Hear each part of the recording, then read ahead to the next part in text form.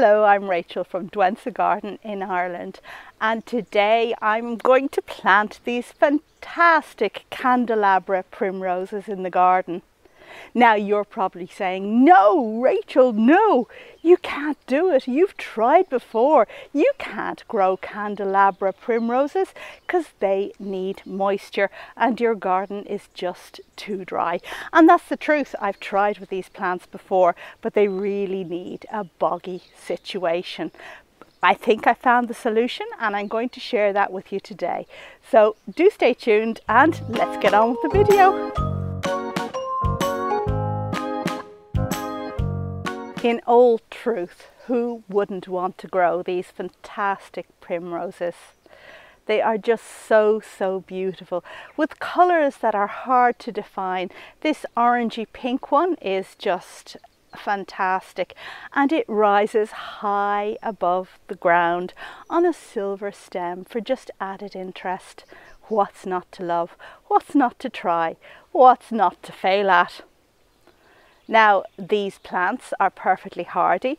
They do well in hardiness zones 5 to 9. I would roughly be in hardiness zone 9, although we don't use that system here in Ireland. And they need a nutritious, neutral to acidic soil that is kept moist. Now, when we say moist, this is a plant that wants no hint of drying out at all. It really suffers.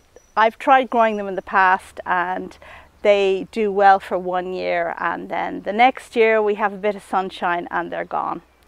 So today what we're going to do is to plant these in a bog container, which I am going to create just behind me over there. Now, the term Candelabra Primrose is a blanket description that covers several different species, all of which have similar appearance, pretty much like this. So it includes Beziana, Bulliana, several other species. I suppose it's comparable to the term bearded iris, which covers several different species of iris and their hybrids. But first things first. This is one that loves moisture, so let's put it in a bucket of water. These beauties flower from late spring until midsummer, and they like a shaded or semi-shaded position. And I think I have exactly the right position for them over there.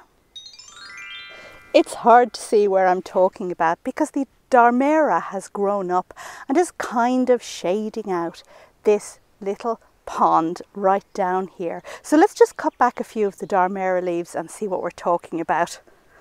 So this is my glorified pond, which is basically a basin sunk in the ground. Now you may be wondering, why did I bother doing this? And the reason is that originally I wanted to attract wildlife into the garden. So I do have a slightly larger pond just close to this over to the left, and I read that if you have several spots of water in your garden, then that's the charm for attracting frogs, and I really wanted to bring frogs into the garden. So I sunk this basin in the ground, didn't do much with it except put a few oxygenating plants in, and lo and behold, soon I had frogs. Don't know where they came from, but they magically appeared. Unfortunately, our cat has, well, she's killed the frogs in recent years, so it's not something that's really working here. But now I'd like to repurpose this mini pond into a bog planter. In just a minute, I'll start taking that murky looking water out of the basin pond container thing. But before I do that, I'll need to add some water to the mix I've chosen to use for my primroses. Now this is the one you saw me mix in last week's video, the one on the greenhouse update. And I'm going to put this into the pond. But before I do that, it needs to be saturated and to absorb as much water as it can. And when that water sinks down, I add just a little bit more.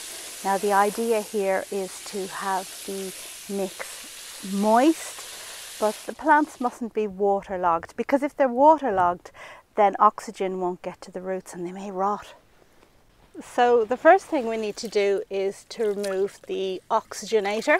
Now this actually may have little insects in it, so I'm going to put it here in the border beside, and a bit of wet vegetation is just what my Dharmera is going to love this weather. The next step is to remove the water itself, and I'm going to use this watering can and just kind of pour it on the adjacent plants, which they're gonna love.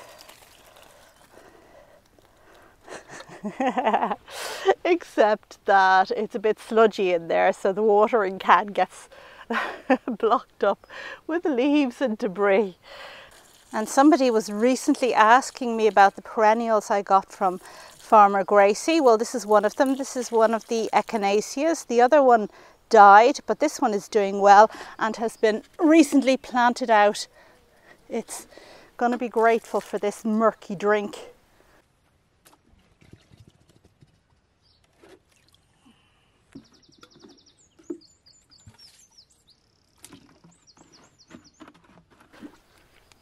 And let's put on some gloves before we deal with the wet mud at the base.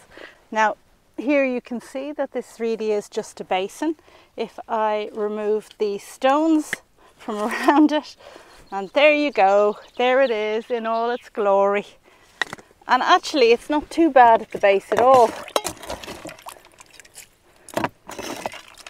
Now I'm not actually going to remove this basin from the ground, because if I did, the earth might tend to cave in and I don't want to have to redig the hole.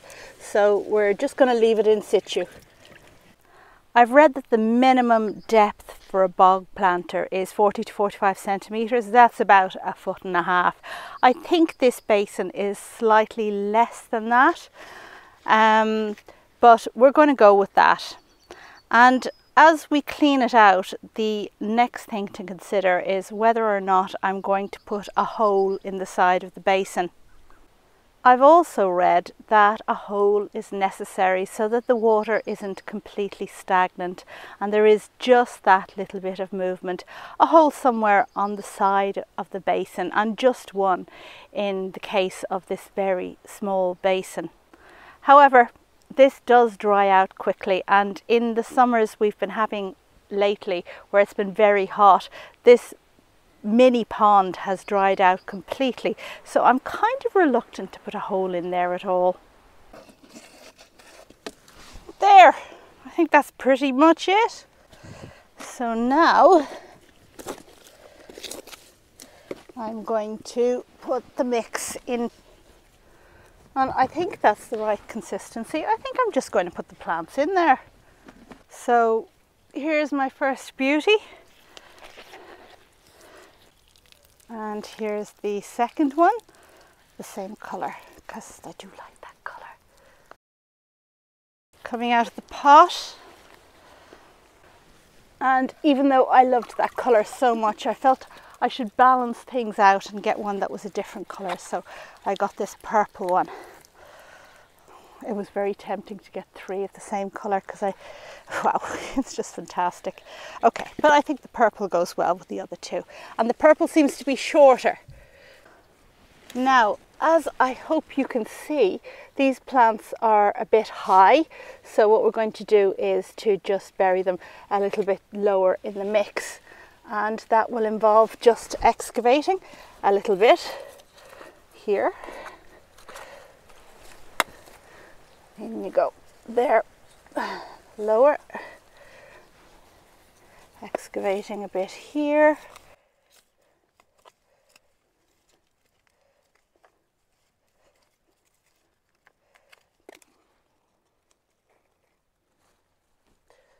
there, and then this one needs to go a little bit lower as well, so we'll dig a bit of a hole here.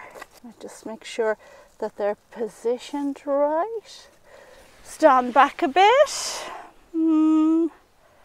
I think so. And I will just put a bit more of the mix around them.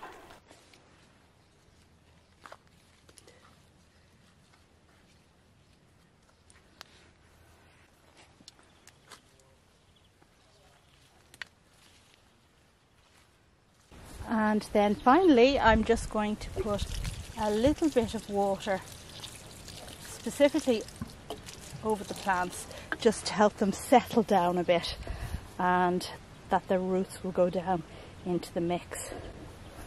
And let's just clean up the stones there.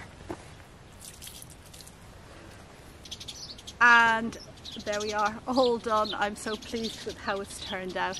Now I'm going to have to keep an eye on this, make sure that in times of drought that the soil doesn't dry out, because these things can happen, and this tiny pond has been here for a while, and when it gets very dry it does dry out. Also, I'm going to have to keep an eye that it doesn't overflow in times of extreme rain, but that has never happened. That pond has been in there for like 10 years and never did it overflow because we had too much rain, so I doubt that it's going to happen with the bog container. Don't the primroses look fantastic? I'm so pleased that I found a solution to growing Candelabra primroses, and I hope you found this video useful. There are surely some plants out there, some bog plants out there that you would love to grow. I reference you also to my previous videos on growing Sarracenia, the North American carnivores, as bog plants. I've made several videos about doing that, but this is different. It's not Sarracenia, it's something very, very pretty. And there are others out there too, like the Japanese water iris. Iris and Sata would do wonderfully in a situation like that. Okay, I'm rabbiting on. That's all for now. Thanks for watching. Bye!